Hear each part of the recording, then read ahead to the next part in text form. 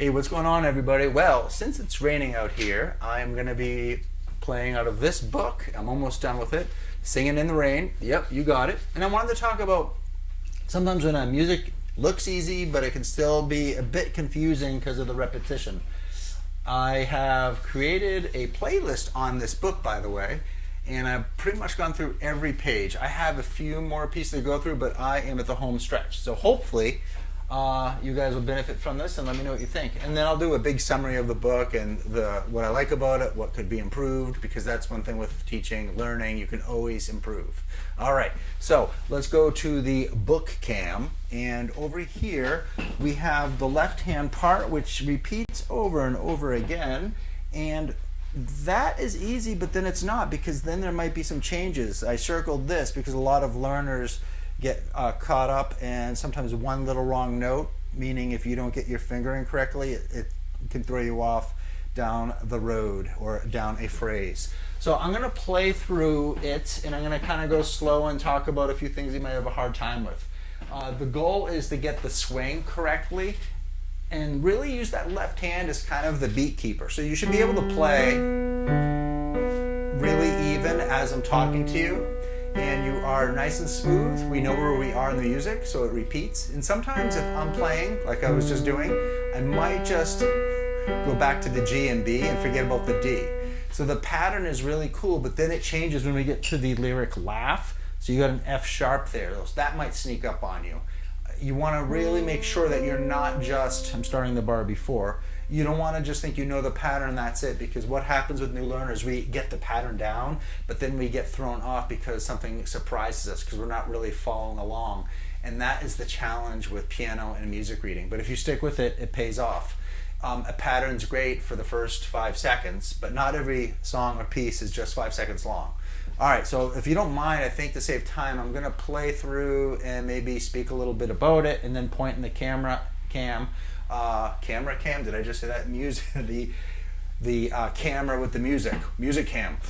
So I'm going to go ahead and show you that when needed. 1, 2, 3, 4. The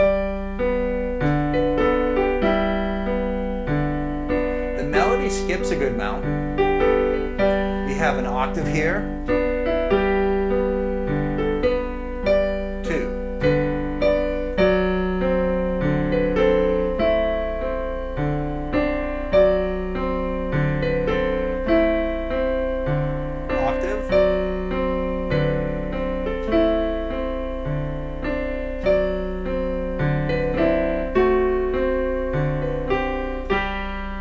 See that part there? All right, so I should have prepared to speak while playing, but I did an okay job. One thing I wanted to bring up is when I'm saying octave, sometimes it's a bit more of an octave, but like I'm here, the D, and then the D there. And one of the things I've learned with teaching for over 30 years, adult learners, we get really confident. We know our C position, our G position, but when we're playing songs, the melodies can jump around. Somewhere Over the Rainbow is a octave. This one here, Laugh, so we have this. And a lot of learners are afraid to move throughout the keyboard because you've been taught in a way where it's rigid, where you have to play this way because you need to get a lot of foundation skills down from the rhythm, the notes, the pitches. But now, if you've been following this playlist and if you're getting through this, you should be able to be very comfortable going slow and moving. And I'm bringing this up because when you practice, when you put both hands together, you might have this problem where, like, I know how to do this, why am I having a hard time? The reason is we need to leave the 5-finger hand position land. So a good example would be from here. D, the D, laugh, 2, 3, 4, and then we go to the E. Do you see that? We have to move our hand a little bit, and when we're moving our hand, we're bringing it down to that E. We have to be comfortable doing that. We're used to, okay, we got that, and then, okay, where's my thumb go? What? And then we look up, down, and we get frustrated and throw the book against the wall. Maybe not. So a good way to isolate this is make a goal, get comfortable playing wrong notes, and slow it down. And one of the things I was doing in a lesson, I was giving a lesson on Saturday, use the inner keys as a guide. So when I'm playing, again, everybody pay attention, I'm right there. When I'm playing this D to a D, and then doing B, A, and then E, do you see my thumb? If I had an extra editor, please zoom in on here. we have our thumb here, and that guides us to the E.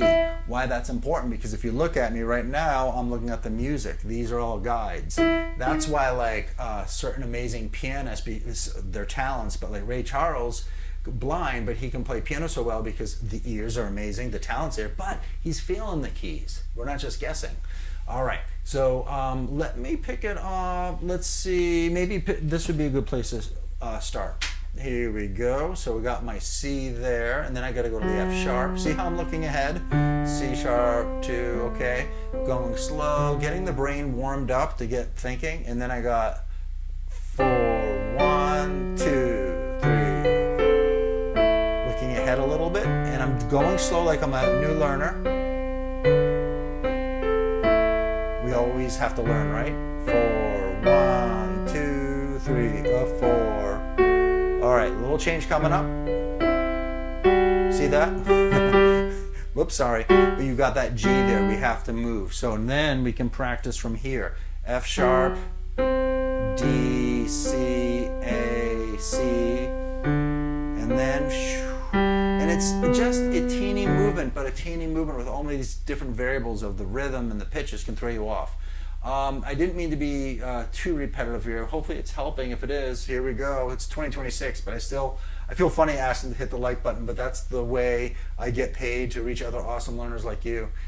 Seriously, that's it. The algorithm likes that. All right, so we'll start from here again, and I'll keep trucking. This is one of the harder parts, I think. 2, 3. 2, 2, 3. 2.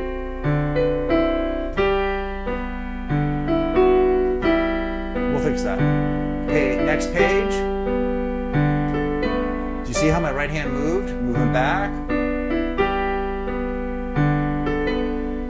Do you see how I guided my hands there? I'm moving, guiding. That's really important. I don't find this stuff always taught on YouTube. I'm not sure why. We're doing the flashy stuff at times, the candy, to get people to get excited. But if you really want to learn, there's a lot of inside tricks that can help you. I'll take the pickup from this page, and yeah, I know the camera angle is not the best because of copyright and all that stuff, so I'm not showing everything because of copyright. Thanks for being patient. Here we go from the pickup there, everybody. 3, 4, 2, 3, 2, 3. 2, 3.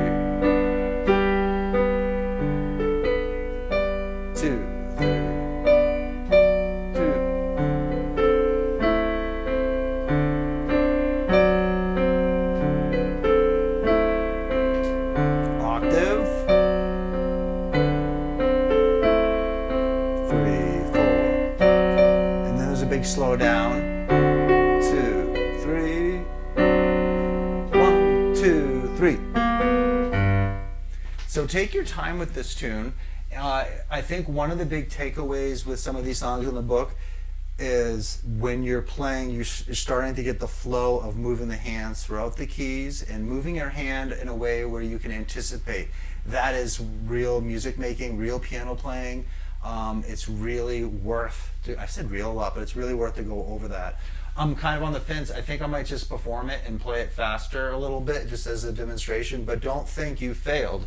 If you're able to play at this tempo with musicality here, do we know what musicality means? So we got to think about that. 1.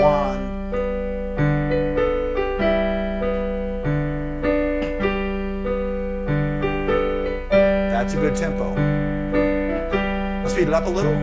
I'll speed 3, 2 from the beginning.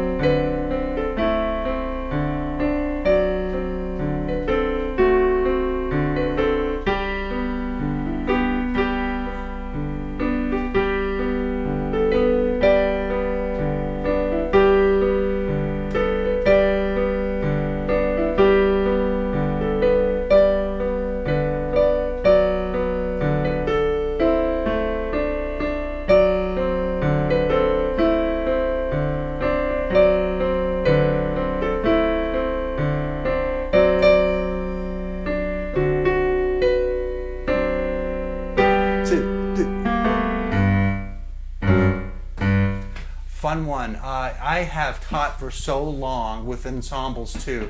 My left hand I don't really like. I'm playing it kind of loud, and I'm doing that instinctively because I want to keep the ensembles together. So I'm like beginning. Just a little memory of what I've done for a teacher for decades. So one of the big takeaways, if you're still here, thank you. That means you really want to learn and take your time. And then also feel the keys. You're not losing if you're going slow and you're getting stuff bit by bit.